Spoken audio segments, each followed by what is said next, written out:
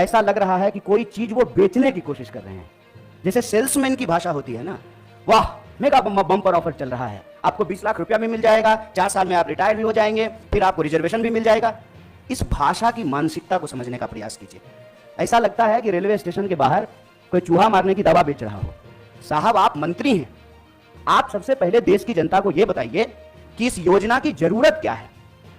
हर साल जब 50,000 से ज्यादा भर्तियां और नियमित भर्तियां, जिसमें टीए भी है, डीए भी है, पेंशन भी है, सेंट्रल स्कूल में एडमिशन का भी प्रावधान है, रेलवे का भी टिकट मिलेगा, हवाई जहाज का भी टिकट मिलेगा, और अगर सर्वोच्च बलिदान आप देते हैं, आपको शहादत होती है, तो आपके परिवार का भी ख्याल रखा जाएगा। इन तमाम बातों को छोड़ करके मंत्री कह रहे हैं कि आपको 20 लाख रुपया मिल जाएगा इस उम्र में। ये वही भाषा नहीं है कि प्रधानमंत्री जी बोले थे कि काला धन वापस आ जाएगा तो आपके खाते में 15 लाख रुपया मिल जाएगा। मिल गया क्या 15 लाख रुपया? जिस खाते में 15 लाख रुपया मिलने वाला था ना, उसी खाते में 20 लाख रुपया भी मिल। जब देश में एक नियमित भर्ती प्रक्रिया है, 2014 में देश बना है, उससे पहले क्या आर्मी में लोग बहाल नहीं होते थे? क्या हमारे पास जो एक प्रक्रिया नहीं थी, उस प्रक्रिया को खत्म करने का कारण क्या है? तब सरकार के कुछ दावे बताए जा रहे हैं। दावा क्या है?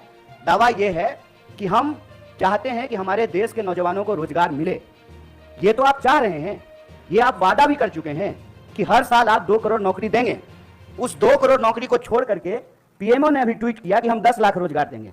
साहब अगर आप रोजगार देने के लिए सीरियस होते, 28 लाख पोस्ट जो हैं वो सिर्फ सेंट्रल गवर्नमेंट में रिक्त पड़ा हुआ है, और आप स्टेट गवर्नमेंट में जाकर के देख लीजिए, भर्तियां नहीं की जा रही हैं। हकीकत क्या है? हकीकत यह है कि ये असली बात देश की जनता से छुपाना चाहते हैं। असली बात क्या है? आप सब लोगों को याद है कि जब नोटबंदी की गई तो यह दावा किया गया कि इसके बाद नक्सलवाद समाप्त हो जाएगा, आतंकवाद समाप्त हो जाएगा। कल ही जो है एक सब इंस्पेक्टर की फिर से टारगेटिंग किलिंग की गई है। नक्सलवाद की घटनाएं हो रही हैं, आतंकवादी घटनाएं लगातार हो रही हैं। अगर नोटबंदी करने के बाद आतंकवाद समाप्त हो जाता तो पुलवामा की घटना कौन करके गया है? कैसे पुलवामा की घटना हुई है? तो ये दावा करते हैं। जब उस दावे का आप पड़ताल करेंगे तो आपके ऊपर ही आरोप लगाना शुरू कर देंगे। एक व्हाट्सएप मैसेज घूम रहा है जिसमें कहा जा रहा है कि जिस भी योजना का कांग्रेस विरोध कर रही हो, ऐसा आप मान लीजिए कि वो योजना सही है। कांग्रेस के विरोध करने से आप चलते हैं? आप सत्ता में बैठे हुए मोदी जी, आपके ऊपर देश की जनता ने भरोसा किया है। विपक्ष के भड़काने से लोग भड़क जाते, विपक्ष की कही हुई बात लोग मान लेते, तो प्रधानमंत्री मोदी जी होते। इस देश के लोगों ने मोदी जी के ऊपर भरोसा किया। और मैं याद दिलाना चाहता हूं कि वही नौजवान हैं, ये उस वक्त हिंसा नहीं किए जब इनके माँ बाप हजारों किलोमीटर पैदल चल करके अपने घर गए। ये वही नौजवान हैं, ये तब भी हिंसा नहीं किए जब उनके परिवार को ऑक्सीजन नहीं मिल रहा था और वो तरफ तरफ करके जान दे रहे थे। ये तब भी हिंसा नहीं किए जब आपने हर साल 2 करोड़ नौकरी नहीं दी। मैं देश की सरकार से, भारतीय राष्ट्रीय कांग्रेस की तरफ से यह अपील करना चाहता हूं कि ये कोना कोना कौन कोना सोतली पुतोह कोना खेलना बंद कीजिए। आप हकीकत में बताइए कि रियलिटी क्या है। क्या आपने विपक्ष को पूछा? आपने विपक्ष को पूछा कि हम कोई योजना ला रहे हैं? आपने कोई पार्लियामेंट्री कमेटी की मीटिंग की? या आपने नौजवानों को पूछा कि हम आपका भलाई करना चाहते हैं किसानों की तरह, और नौजवान कहते हैं कि हमको ये भलाई नहीं चाहिए? इस मनोदशा को समझिए साहब। हम ऐसे गांव से आते हैं, ऐसे इलाके से आते हैं, कोई ऐसा साल नहीं गुजरता है साहब कि हमारे इलाके में कोई शहादत ना हुई हो। हमारे इलाके में लोगों के पास महज नौकरी नहीं है सेना। हम जानते हैं इस बात को। जब किसी परिवार में किसी बच्चे को सेना की नौकरी मिलती है, पूरे इलाके में उनका सम्मान होता है। और दुख के साथ साथ जब एक पार्थिव शरीर गांव आता है, आंखों में आंसू होने के बावजूद उस इलाके का सीना गर्व से चौड़ा हो जाता है कि हमारे बच्चे ने जो है देश के लिए सर्वोच्च सम्मान दिया है। सेना का सवाल देश की सुरक्षा का सवाल है। आप इसको मजाक मत बनाइए। और एक बात हमारे साथी भी कह रहे हैं, आप तमाम मीडिया लोग भी इसको बोल रहे हैं कि उसमें से 25% लोगों को, साहब 25% नहीं, अप टू 25%, ध्यान रखिएगा, यह है सेल्समैन मेगा बम्पर ऑफर की मानसिकता। अप टू 25% क्या होता है? मतलब 25% की भी गारंटी नहीं है। यह मत समझिए आप कि उसमें से एक को दे ही देंगे नौकरी। बहुत चालाकी से टर्म्स एंड कंडीशन लिख दिया है, अप टू 25%। और इसमें यह कितना गंभीर है, इस गंभीरता का आप अंदाजा लगाइए कि अभी आए हुए 3 दिन हुए हैं घोषणा किए हुए, 2 मेजर अमेंडमेंट हो चुका है, और जो फायदा गिनाए जा रहे हैं वो फायदा तो पहले से है। सेना में, आर्म फोर्सेस में, पैरामिलिट्री में भर्ती होने की मैक्सिमम आयु 25 वर्ष है। 25 वर्ष से ज्यादा में तो आप बहाल ही नहीं हो सकते हैं। उसके बाद अलग अलग रैंक पे आप कितना समय तक सेवा देंगे वो पहले से निर्धारित है।